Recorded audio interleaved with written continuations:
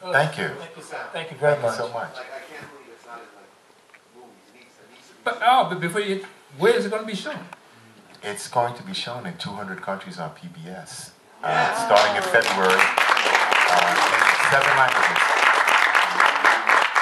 And we're going to show it again this Saturday at the Tropicana Hotel in Atlantic City. Very important. With Sifu Alan Goldberg with his Please stand up. Action Magazine Hall of Honors, which is considered the Academy Awards of martial arts because people come from all over the world to be there at this particular event. He puts on the classic act. It's unbelievable. But I wish I was more privy to. I don't know you guys, and I feel bad that I don't know you guys. You know us now. Now I know you now. I'm never going to forget you. I'm going to learn more about you guys. But speaking to, related to this gentleman's question and what you were referring to with the movements, how do you feel politically with the state of Kung Fu now? Do you feel it's still Kung Fu? It's still very, the roots are very much, ingrained in Chinese culture and what you saw in this documentary. But how do you feel since this politically, the climate has changed, and today's Martin Luther King Day, there's also the inauguration of the President of the United States. How do you feel how Kung Fu relates to the climate and politics with I don't want to just pigeonhole the African Americans, but just minorities in general? First of all, I love your question. The only tweak I make, we're not minorities, by the way. We Right. are not minorities, but I love your question. It's fantastic. It's interesting.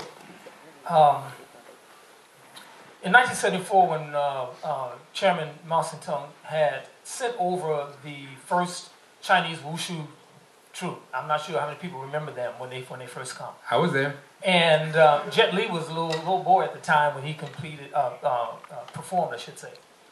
Well, the Chinese Cultural Revolution helped to bring about this new change and development. And the traditional was, sort of pushed aside as they pushed this new national wushu sport.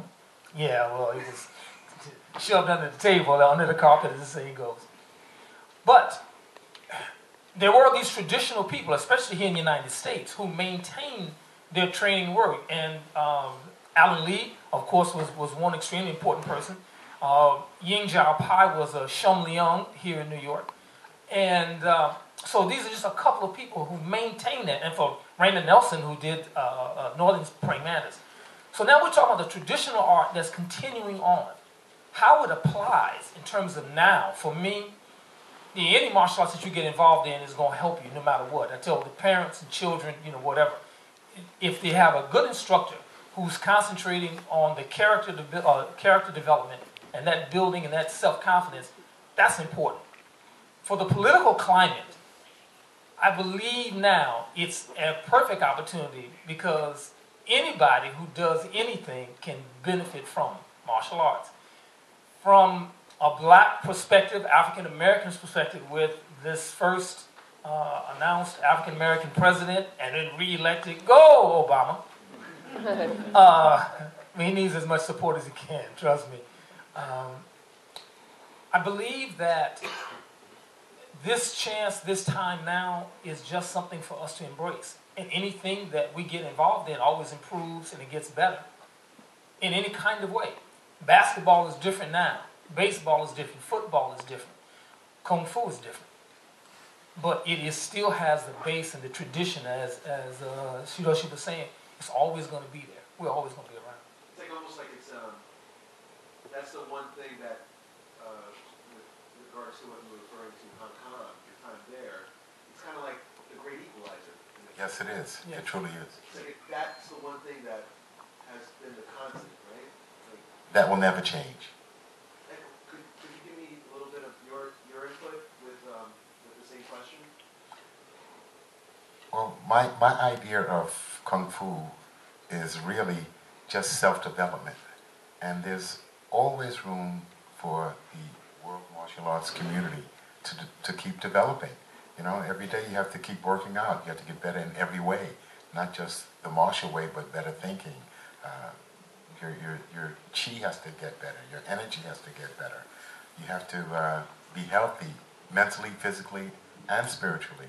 So the martial arts, to me, has never been just punching and kicking. although I competed for 45 years, which was very interesting. I was young and I wanted to compete, and that's what I did. I stopped competing when I was 60, and it was, I didn't want to stop, but I knew my body couldn't take it much longer. You know? Because I love your question so much, with your permission, can I jump into the question as Sure. well? Okay. I think what's really unique about this era and this time in the martial arts is we know the gun violence in our country is out of control. It's Totally, a straight up totally. fratricide. In my youth, there's just a thing called a fair one. If we didn't like each other, we step outside, one-on-one, and we work. Today, you cannot get a fair one, and it's all this gunplay. If we could begin to rely upon martial arts, because young men will have conflicts, this is unavoidable, but no one has to go to the morgue. Right. We can just, bow in and do this, and then one of us will prevail. But all this gunplay, people who have no skills and no heart are relied on guns. The same way that the weapons were the reason why martial arts grew in Okinawa. Today, USA, if we could put down the guns, pick up our fists, we could eliminate a lot of fratricide. 90% violence withdrawal. Sure. Yes, yes.